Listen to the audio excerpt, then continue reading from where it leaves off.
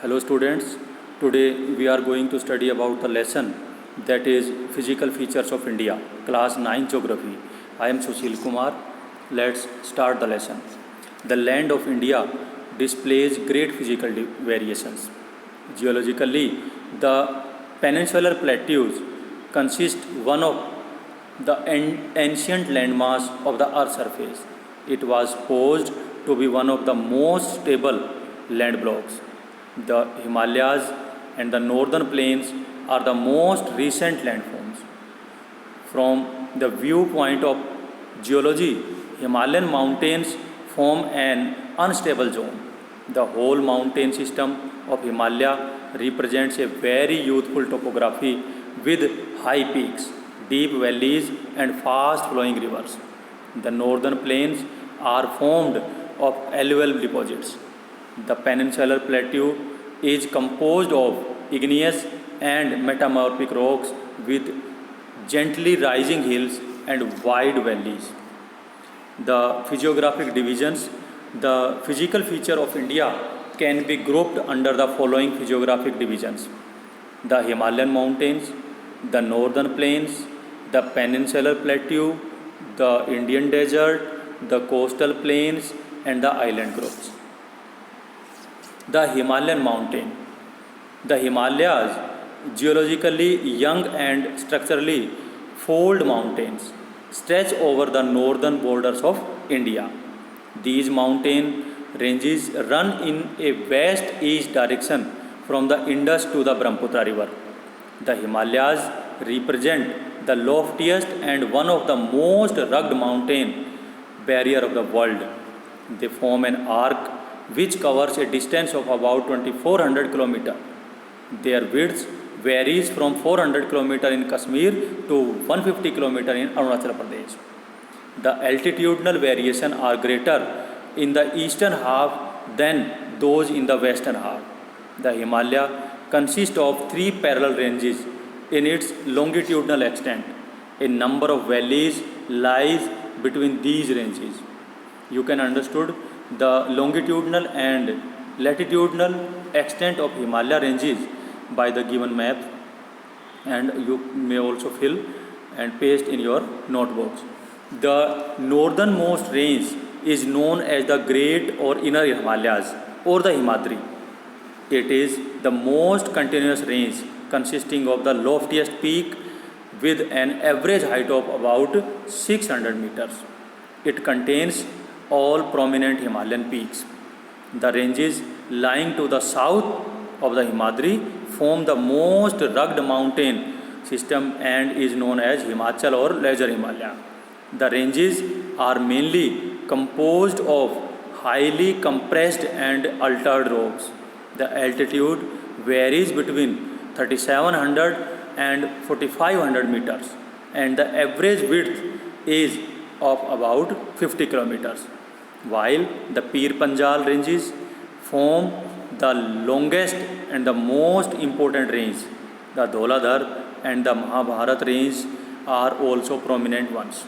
The range consists of the famous valleys of Kashmir, the Kangra, the Kullu Valley in Himachal Pradesh.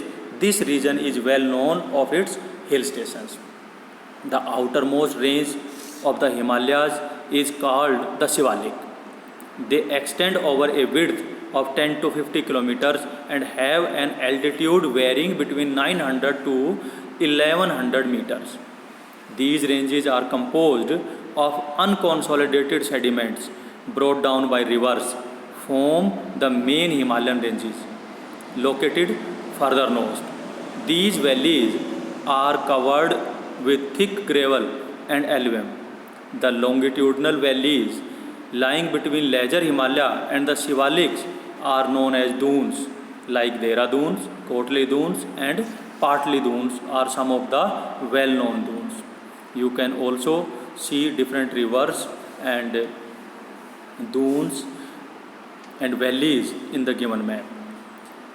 Besides the longitudinal divisions, the Himalayas have been divided on the basis of regions from west to east. These divisions have been demarcated by river valleys. For example, the part of Himalayas lying between Indus and Satluj has been traditionally known as Punjab Himalaya, but it is also known regionally as Kashmir and Himachal Himalaya from west to east respectively. The part of the Himalayas lying between Satluj and Kali river is known as Kumaon Himalaya. The Kali and Teesta river demarcate the Nepal Himalaya, and part lying between Teesta and Dihang river is known as Assam Himalaya. The northern plains. The northern plains has been formed by the interplay of three major river systems, namely the Indus, the Ganga, and the Brahmaputra, along with their tributaries. This plain is formed of alluvial soil. The deposition of alluvium in a vast basin lying at the foothills of Himalayas over millions of years formed this fertile plain. It spreads over an area of 7 lakh square kilometer. The plain being about 2400 kilometer long and 240 to 320 kilometer broad is a densely populated physiographic division with a rich soil cover combined with adequate water supply and favorable climate is agriculturally a productive part of India. The northern plain is broadly divided into three sections. The western part of the northern plain is referred to as the Punjab Plains, formed by the Indus and its tributaries. The larger part of this plain lies in Pakistan. The Indus and its tributaries are the Jhelum, the Chenab, the Ravi, the Vyas, and the Satluj originate in the Himalaya. The Ganga plain extends between Ghaggar and Teesta rivers.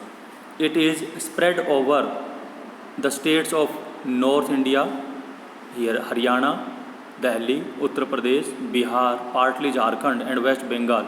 To its east, particularly in Assam, lies in Brahmaputra plain. The Peninsular Plateau. The Peninsular Plateau is a tableland composed of the old crystalline, igneous, and metamorphic rocks. It was formed due to the breaking and drifting of the Gondwana land, and thus making it a part of the oldest landmass. The plateau has broad and shallow valleys, rounded hills. This plateau consists of two broad divisions, namely the Central Highland and the Deccan Plateau. The part of the Peninsular Plateau lying to the north of the Narmada River, covering a major area of the Malwa Plateau, is known as the Central Highland. The Vindhya Ranges is bounded by the Satpura Range of the south and the Aravallis on the northwest. The further westward extension gradually merges with the sandy and rocky desert of Rajasthan. The flow of the river draining this region, namely the Chambal, the Sindh, the Betwa, and the Ken, is from southwest to northeast, thus indicating the slope. The Central Highland are wider in the west but narrower in the east. The eastward extension of the plateau are locally known as Bundelkhand and Bagelkhand. The Chota Nagpur Plateau marks the further eastward extension, drained by the Damodar River. The Western Ghat and the Eastern Ghat marks the western and the eastern edge of the Deccan Plateau respectively. Western Ghats lie parallel to the western coast. They are continuous and can be crossed through passes only. You can locate the Thal Ghat, Bor Ghat, Pal Ghats in the physical map or political map of India. The Western Ghats are higher than the Eastern Ghats. Their average elevation is 900 to 1600 meters as against 600 meters of the Eastern Ghats.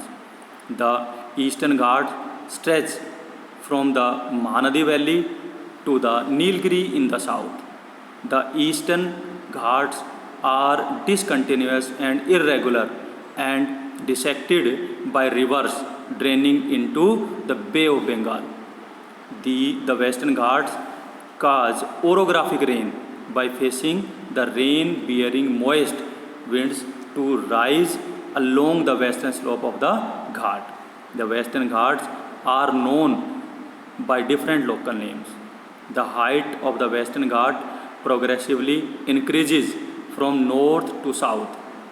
The highest peak include the Anaimudi, 2695 meters, and the Doda Beta, 2637 meters. Mahendragiri, 1501 meters, is the highest peak in the Eastern Ghat. Sevori Hills and Javadi Hills are located to the southeast of the Eastern Ghats. One of the distinct features of the peninsular plateau is the black soil are known as Deccan Trap. This is of volcanic origin, hence the rocks are igneous. Actually, these rocks have denuded over times and are responsible for the formation of black soil. The Aravalli Hills lies on the western and northwestern margins of the peninsular plateau. These are highly eroded hills and are found as broken hills. They extend from Gujarat to Delhi in a southwest-northeast direction. The Indian Desert. The Indian Desert lies towards the western margin of the Aravalli Hills. It is an undulating sandy plains covered with sand dunes. This region receives very low rainfall below 150 mm per year. It has arid climate with low vegetation. Streams appear during the rainy season.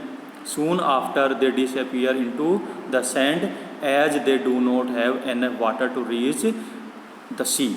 Luni is the only large river in this region. Coastal plains. The peninsular plateau is flanked by stretches of narrow coastal strips running along the Arabian Sea on the west and the Bay of Bengal on the east. The western coast, sandwiched between the Western Ghat and the Arabian Sea, is a narrow plain. It consists of three sections. The northern part of the coast is called the Konkan, Mumbai to Goa. The central stretch is called Kannada plain, while the southern stretch is referred to as the Malabar coast. The plains along the Bay of Bengal are wide and level. In the northern part, it is referred to as the northern Sarkar या उत्तरी सरकार कह सकते हैं, while the southern part is known as the Coromandel coast. Large rivers such as the Mahanadi, the Godavari, the Krishna and the Kaveri have formed extensive delta on this coast. Lake Chilka is an important feature along the eastern coast. The island groups. You know that India has a vast mainland. Beside this, the country has two groups of islands. Lakshadweep Islands group lying close to the Malabar coast of Kerala. This group of islands is composed of small coral islands. In 1973, these were named as Lakshadweep. It covers small area of about 32 square kilometers. Kavarati Island is the administrative headquarters of Lakshadweep. The island group has great diversity of flora and fauna. Now we will know about the elongated chain of islands located in the Bay of Bengal, extending from north to south. These are Andaman and Nicobar Islands. They are bigger in size and are more numerous and scattered. The entire group of islands is divided into two broad categories. the Andaman in the strategic importance of the country, the Andaman in the north and the Nicobar in the south. These island groups are of great strategic importance of the country. There is a great diversity of flora and fauna in this group of islands too. These islands lie close to the equator and experience equatorial climate and has thick forest cover. This is the lesson for today. Thank you.